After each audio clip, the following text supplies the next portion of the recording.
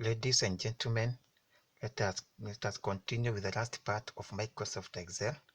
We look at keyboard shortcuts that you can use to make your work easier while dealing with Microsoft Excel.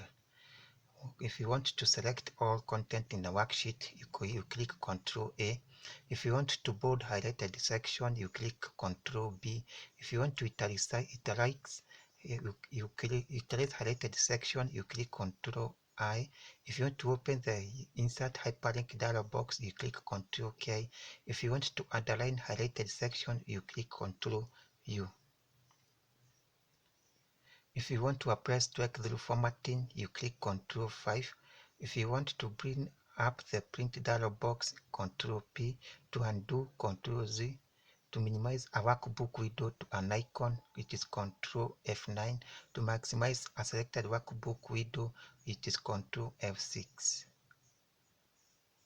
If you want to switch to the next workbook when multiples are open, Ctrl F6. If you want to move to previous sheet in a workbook, it's Ctrl Page Up. If you want to move to the next sheet in a workbook, it's Ctrl Page Down.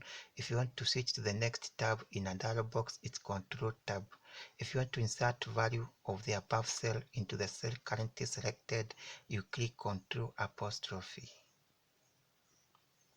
If you want to apply the number formats, it's Ctrl Shift and exclamation mark.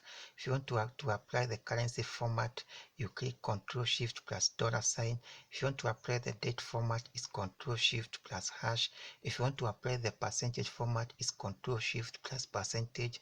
If you want to select an entire column in a worksheet, you click Ctrl plus space bar.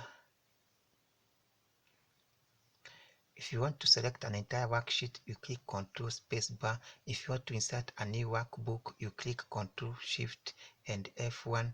If you want to open insert function dialog box, it's Ctrl F3. If you want to open the find and replace dialog box, it's Ctrl F5. If you want to enter the current time, it's Ctrl Shift plus colon. If you want to enter the current date, it's Ctrl plus semicolon. If you want to edit the active cell, you click F2. If you want to display the Go To box, it's F5. If you want to open the spelling dialog box to check the selected range, it's F7. If you want to create a chart of data in current range in a separate sheet, you click F11. Thank you. God bless you. Keep practicing. We are going to continue with the next package. God bless you. Thank you.